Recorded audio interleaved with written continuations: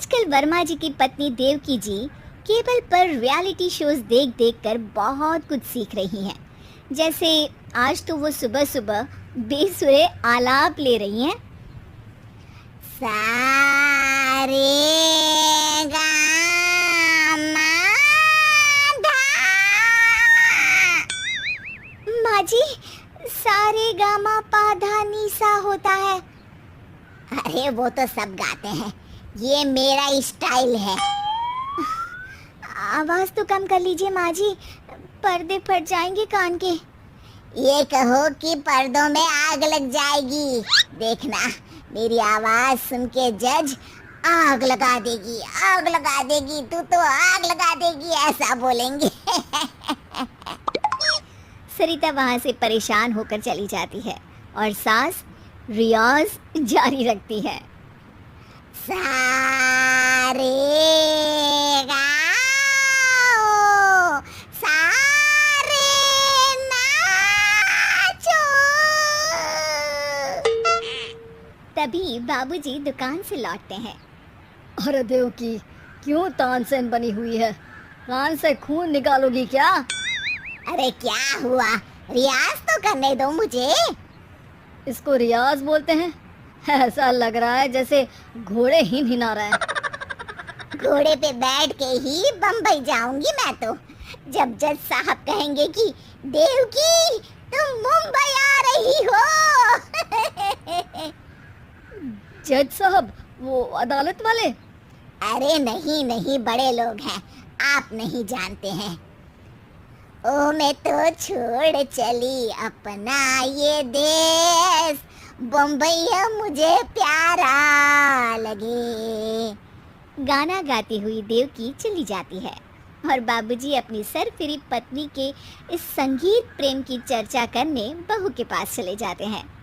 अरे सरिता बेटा, सुनो तो, ये तेरी सास को क्या हुआ है बेटा? सुबह तो अच्छा भला छोड़कर गया था इसे। सिंगर बनेंगी अब वो। सिंगिंग रियलिटी शो में जाने की सुबह से तैयारियां चल रही हैं इनकी। हाँ, अब तो कोयल के सुर मेंढक छेड़ेगा। हे भगवान, सद्बुद्धि दो इसे। इधर बाबूजी भगवान को कहते हैं और उधर राधा रानी प्रकट हो जाती है, देवकी की मोहल्ले की सबसे पक्की दोस्त। क्यों रे देवकी, काहे इतना गला फाड़ रही है? कोई चीखने चिल्लाने का कंपटीशन है क्या? अरे ये देख, नया सिंगिंग शो, मैं भी गाऊंगी, हिंदुस्तान के दिलों की धड़कन बनूंगी। अरे इतना बेसुरा गा के दिलों की धड़कन नहीं, दिलों का अटैक बन जाएगी।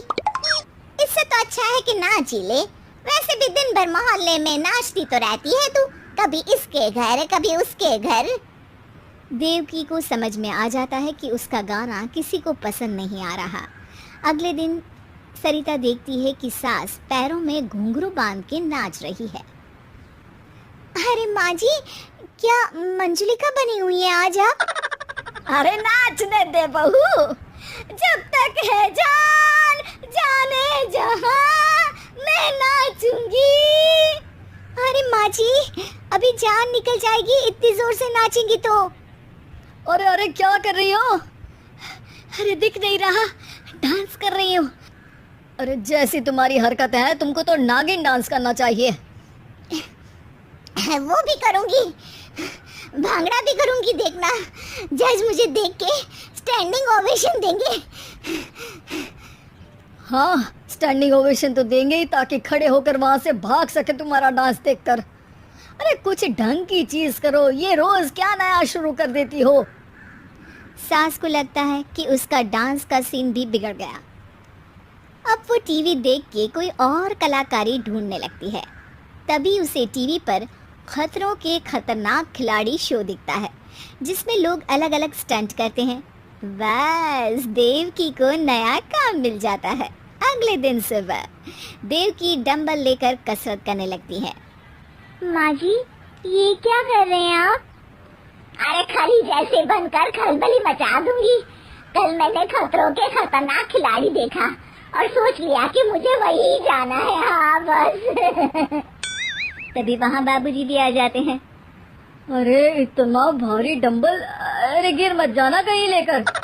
अरे चुप करो, तुमसे कुछ नहीं होता इसका मतलब ऐसा नहीं कि मुझसे भी कुछ नहीं होगा। मैं तो खतरों के खतरनाक खिलाड़ी में जाने वाली हूँ। हाँ, मैं तो इस शो में तभी गया था जब तुमसे शादी हुई थी। तुमसे शादी करना भी खतरों के खतरनाक खिलाड़ी में जाने से कम थोड़ी ना है। अब चुप भी रहिए। अरे बहू, वो भारी वाला डंबल उठा कर ला तो। अरे नाना माँ जी, आप संभाल नहीं पाओगी। अरे मैंने टीवी में देखा था, एक आदमी कार उठा लेता है, इतना तो मैं उठा ही सकती हूँ ना। बहू घबराते हुए भारी वाले डंबल माँ के हाथ में दे देती है। जैसे ही माँ दोनों हाथ ऊपर करती है, पूरे शरीर का बैलेंस बिगड़ जाता है और वो पीछे की तरफ गिर जाती है। डंबल जाकर टीवी में लगता है और टीवी फूट जाती है। माँ जी, उठिए माँ जी। बाबूजी बहुत तेज हंसने लगते हैं। बाबा बाबा, टीवी और बीवी दो टेंशन थे मेरे, आज एक कम हो ही गया। बहू भी सास को उठाते उठाते इस बात पर ताली बजाकर हंसने लगती है और देवकी फिर से गिर जाती है। और इस बार देवकी भी अपनी बेवकूफी पे हंसी रोक नहीं पाती।